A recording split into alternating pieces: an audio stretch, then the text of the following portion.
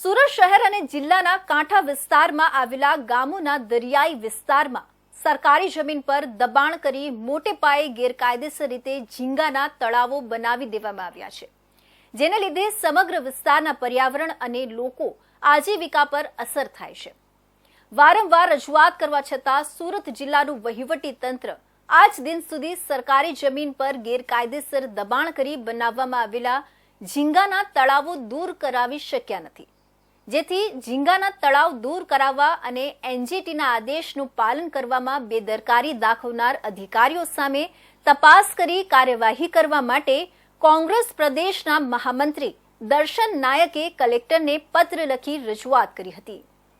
કોંગ્રેસ પ્રદેશના મહામંત્રી દર્શન નાયક દ્વારા નેશનલ ગ્રીન ટ્રિબ્યુનલમાં બ્રેકરીસ વોટર રિસર્ચ સેન્ટર દ્વારા ઓલપાડ તાલુકામાં ઉભા કરાયેલા ગેરકાયદેસર અને બિનઅધિકૃત ઝીંગાના તળાવો અંગે કેસ દાખલ કરાવ્યો હતો, જે અંગે સરકારી જમીનો પર દબાણ દ્વારા ઉભા કરવામાં આવેલા ઝીંગાના તળાવો અન્વયે કલેક્ટર કચેરી દ્વારા સર્વે કરવામાં આવ્યો હતો। દર્શન નાયકે જણાવ્યું હતું કે મોટા ભાગના ગામોમાં સર્વે બાદ જિલ્લા કલેક્ટર સુરત દ્વારા એફિડેવિટ કરીને કોર્ટને જણાવ્યું હતું કે સુરત જિલ્લામાં આવેલા મોટા ભાગના તળાવો ગેરકાયદેસર છે અને જે સરકારી જમીન પર દબાણ કરી બનાવેલા છે। દબાણો આજની તારીખે સ્થળ પર જેમના તેમ છે અને ગેરકાયદેસર તળાવોમાં ઝીંગા ઉછેર પ્રવૃત્તિ ચાલુ છે।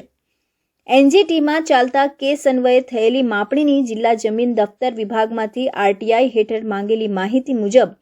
સુરત જિલ્લાના ઓલપાડ તાલુકામાં કુલ 1343.9 હેક્ટર એટલે કે 1,34,039 ચોરસ મીટર અને સુરત શહેરના 84 મજૂરા તાલુકામાં ગેરકાયદેસર રીતે સરકારી જમીનો પર ચાલતા તળાવોની કુલ સંખ્યા 5,641 અને કુલ વિસ્તાર 4,039 હેક્ટર છે। સુરત જિલ્લામાં 84 મજૂરા તાલુકામાં એક પણ તળાવ કાયદેસર રીતે મહેસૂલી હુકમથી ફાળવવામાં આવ્યા નથી, તેમ છતાં આજે પણ આ સરકારી જમીનના વિસ્તારમાં ગેરકાયદેસર ઝીંગા ઉછેર થઈ રહ્યું છે, જેની જવાબદારી એમની જે જમીનના સાચા માલિક સરકાર છે અને સરકારના તરીકે એમની જવાબદારી છે, પરંતુ એ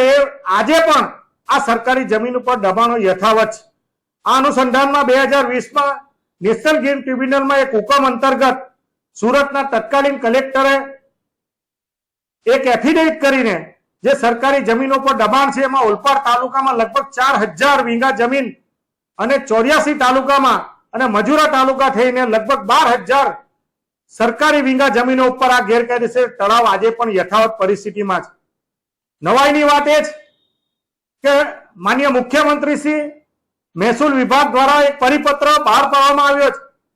કે સરકારી જમીનો ઉપર જે દબાણ હોય એને તાત્કાલિક દૂર કરી એને માર્કિંગ કરી અને સંપૂર્ણ નોંધ સાથે સ્થાનિક મામલતદારશ્રી હોય કલેક્ટરશ્રીએ રાજ્ય સરકારને મોકલવાનું હોય, પરંતુ આ ફતવો ફક્ત ને ફક્ત સામાન્ય માણસો માટે છે, આવા ઝીંગાના માફિયાઓ માટે આજે પણ એ ફતવો દૂર છે। સુરત જિલ્લાના વહીવટી તંત્રએ ફક્ત અમુક જગ્યાઓ પર દેખાડો કરવા ઝીંગા ઉછેરનો સામાન જપ્ત કર્યો હતો અને અમુક જગ્યાએ તળાવોના પાળા બતાવવા ખાતર તોડવાની કાર્યવાહી કરી હતી, જે ભૂમાફિયાઓએ પુનઃસ્થાપિત કરી છે। આજે એ સ્થળે તળાવો ફરી ચાલુ કરી દીધા છે। સુરત જિલ્લાના વહીવટી તંત્ર દ્વારા ભૂતકાળમાં અને હાલમાં તદ્દન ખોટી રીતે CRZ વિસ્તારના ભારત સરકારના માન્ય નકશાઓમાં બતાવેલા વિસ્તારોમાં ઝીંગા તળાવો માટે જમીનો ફાળવેલી છે। આવી ખોટી રીતે ફાળવેલી જમીનો પર બનેલા ઝીંગા તળાવોને આજની તારીખે રાજ્ય સરકારનું મહેસૂલ વિભાગ ગેરકાયદેસર ગણતું જ નથી। વળી મંજૂરી આપેલા તળાવો એવા છે કે તેમના દ્વારા કેન્દ્ર સરકારના કોસ્ટલ એક્વાકલ્ચર ઓથોરિટીનું લાયસન્સ લેવામાં આવ્યું નથી અને અનેક ફાળવેલા તળાવોની મુદત પૂર્ણ થઈ ગઈ છે। જિલ્લા કલેક્ટર પોતે જિલ્લા એક્વાકલ્ચર સમિતિના અધ્યક્ષ હોવા છતાં અને જાણતા હોવા છતાં આ જગ્યાએ ઝીંગા ઉછેર પ્રતિબંધ છે, તો પણ ફિશરીઝ વિભાગના દુર્લક્ષમાં આવી ખોટી ગેરકાયદેસર પદ્ધતિ અપનાવી જમીનો ફાળવે છે અને તેના પર ગેરકાયદેસર રીતે ઝીંગા ઉછેર પ્રવૃત્તિ ચાલવા દે છે, જે CRZ અધિનિયમ તેમજ કોસ્ટલ એક્વાકલ્ચર એક્ટ 2005નો ખુલ્લેઆમ ભંગ છે। ફિશરીઝ વિભાગ આ બાબતે કાયદાકીય અર્થઘટન ખોટું કરતું આવ્યું છે અને વિભાગની મૂક સંમતિથી આ ગેરકાયદેસર પ્રવૃત્તિ દરિયા કિનારે ધમધમી રહી છે।